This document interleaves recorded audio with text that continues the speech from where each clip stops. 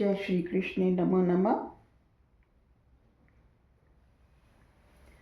आज कृष्ण दर्शन शास्त्र का चैप्टर 70 लेकर उपस्थित हुए हैं, कर्म बोध लेकर उपस्थित हुए हैं। और हमारे कृष्ण कर्म बोध का ज्ञान, हमारे प्राण स्वरूप कर्म बोध का ज्ञान उन अर्जुन स्वरूप आत्माओं को दे रहे हैं जो मन और माइंड की कॉन्शियसनेस में चलती हैं।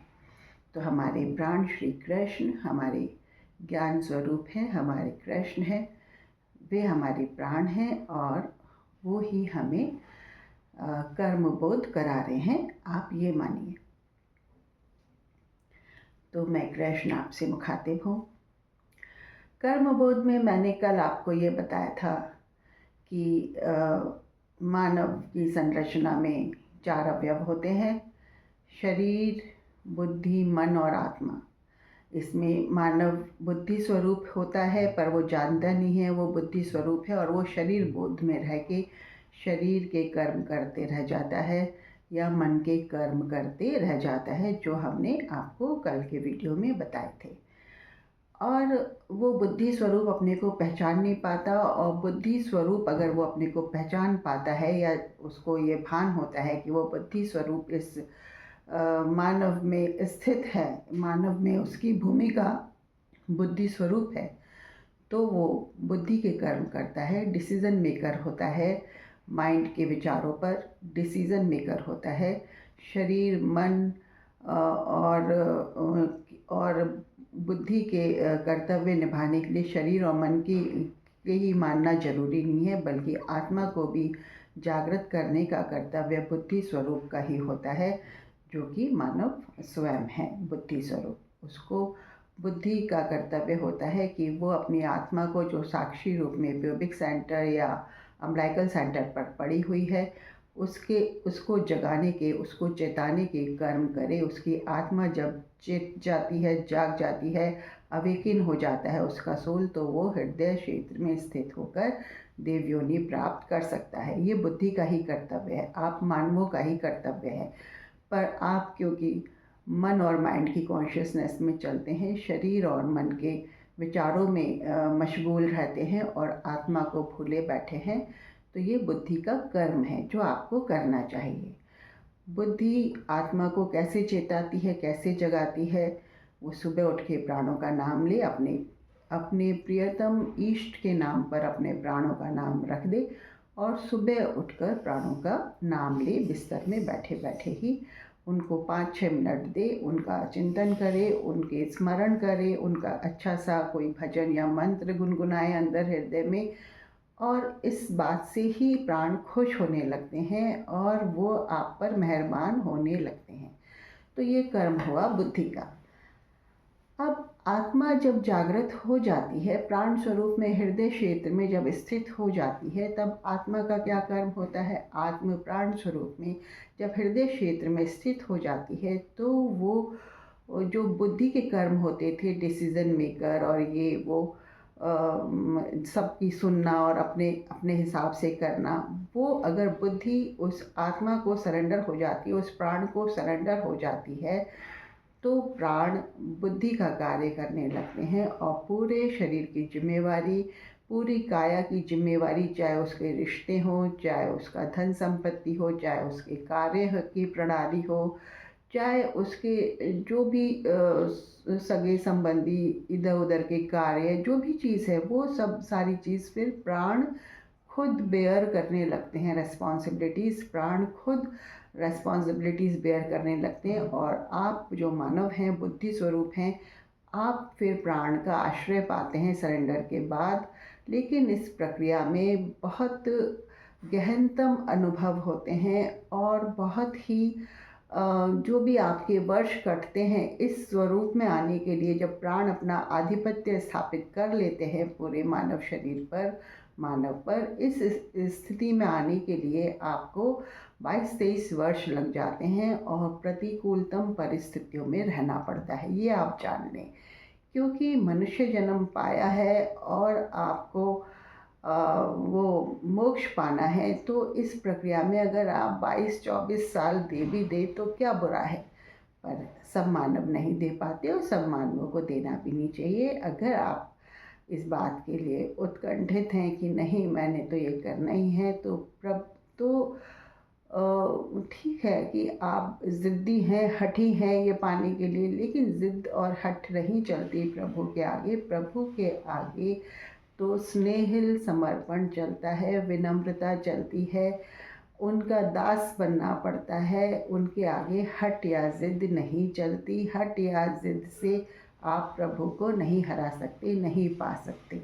तो ज़िद ना करें, हठी ना बने, विनम्रता से, स्नेहिल भाव से प्रभु के अपने बनने का प्रयास करें, जो कि यही है कि सुबह उठकर प्राण का नाम लेना शुरू करें। प्रभु उससे ही खुश रहते हैं। तो ये तो कार्य की बात मैंने कर दी चारों अवयवों की, बुद्धि, मन, शरीर और आत्मा की। अब क्योंकि हम कर्म बोध आपको पढ़ा रहे हैं, कर्म बोध सिखा रहे हैं, अब कर्मों की भाषा भी सिखा देते हैं। कर्मों की भाषा क्या होती है? कर्मों की भाषा, एक ही कर्म कई बातों में आपको परिभाषित कर जाता है। ये मैं आपको बताता हूँ कैसे।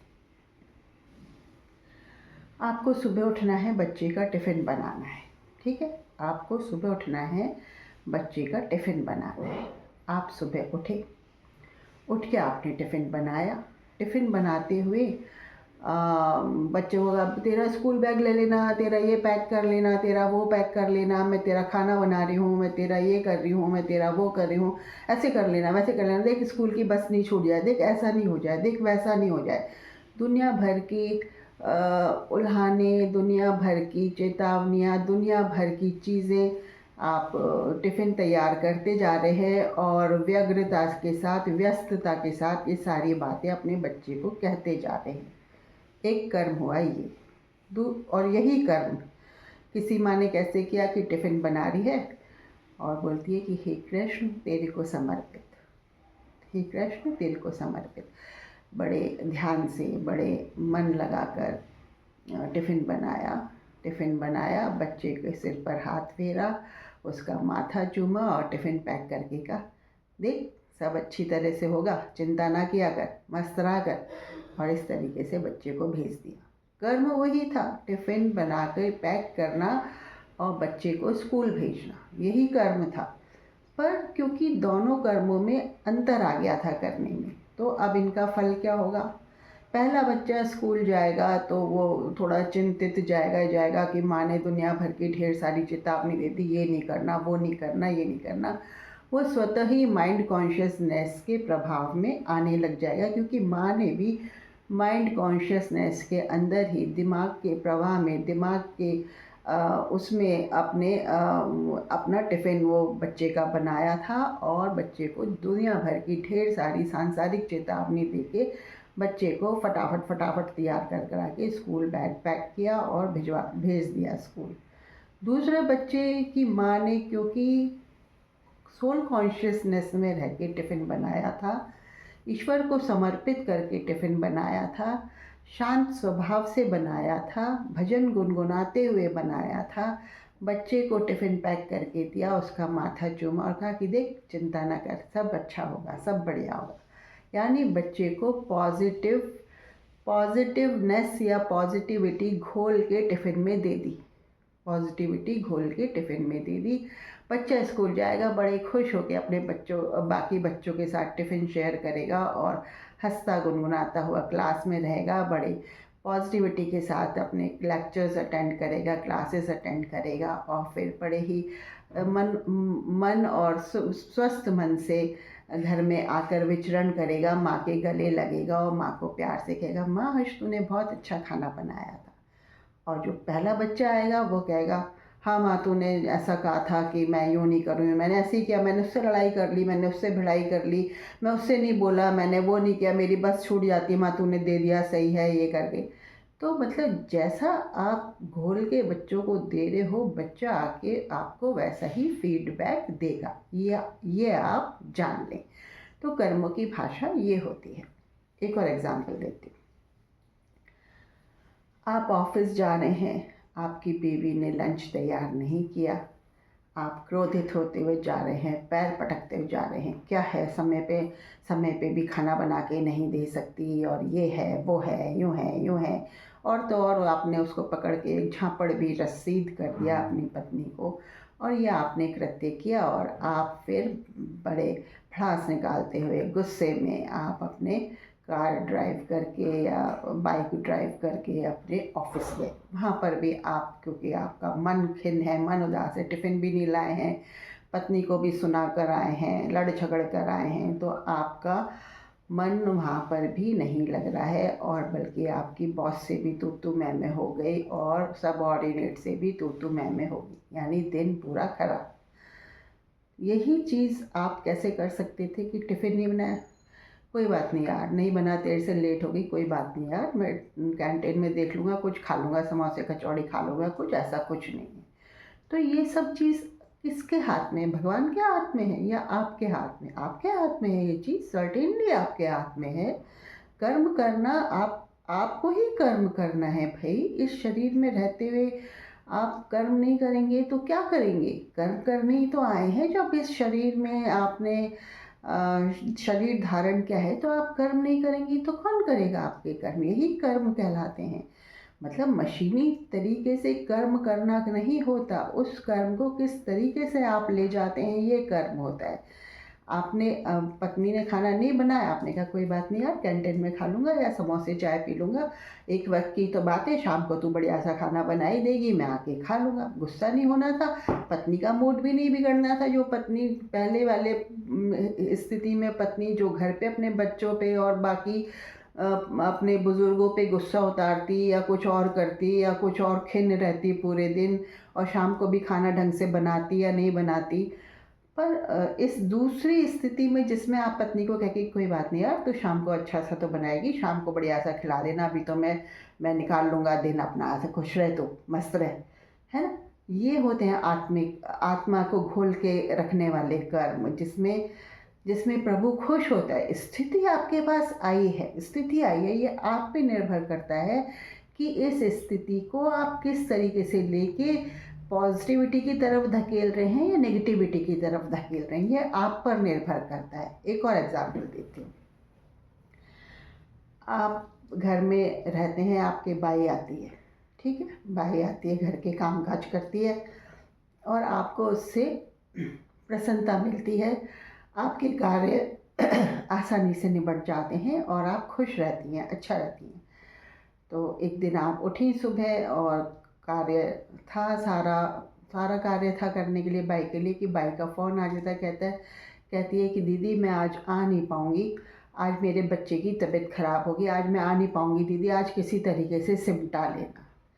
तो आप क्या करेंगी? गुस्सा होंगी उस पर, ये कहेंगी कि तू पहले नहीं बताती है और अब बता रही है, मैं कैसे करूँगी, मैं क्या करूँगी, कहाँ जाऊँगी, तू ढूंढ किसी को, तू ला किसी को, नहीं तू आ ही जाना, तू कर ही जाना।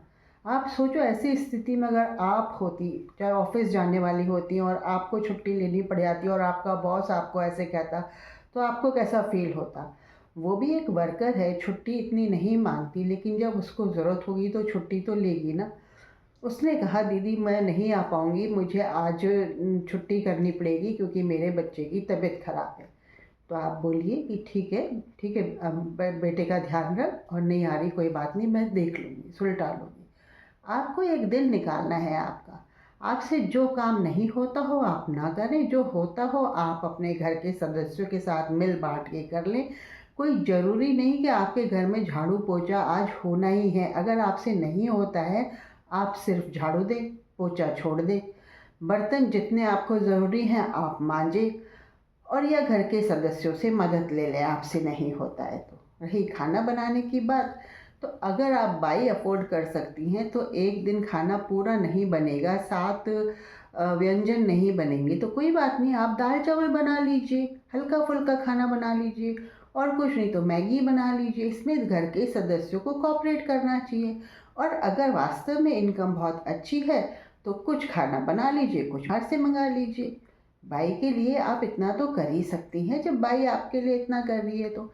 यानी कि सोचने समझने वाली बात है। लेकिन हाँ, कुछ बाइयाँ ऐसी होती हैं कि इकट्ठी एक साथ 7-8 दिन की छुट्टी बिना बताए कर जाती हैं तो गुस्सा आना स्वाभाविक है। ऐसे में आप अपने ईश्वर से प्रार्थना करें कि हे भगवान, हमें किसी अच्छे वो सेवा कर्मी का इंतज़ाम करा दीजिए। हम आपके आभारी हैं। आप हमारे इष्ट हैं, आप हमारे आराध्य हैं, आप हमारे प्राण हैं। किसी अच्छे से वर्कर का हमारे लिए इंतज़ाम करा दीजिए। प्राणों से मुखातिब होंगे, इष्ट से मुखातिब होंगे तो ऐसे भी तो बोल पड़ेंगे ना अपने प्राणों से कि प्रभु ये समस्या है और आप इसका निवारण करिए, प्लीज़ इसका निवारण करिए। तो आपके प्राणों को, आप जब बुद्धि सदृश है, आपसे हैंडल नहीं हो रही चीज़ें, तो आपके बॉस आपके प्राण हैं इस शरीर में, उनको जगाइए, उनसे कहिए कि प्रभु ये समस्या है, इसका निस्तारण करिए, इसका निवारण करिए।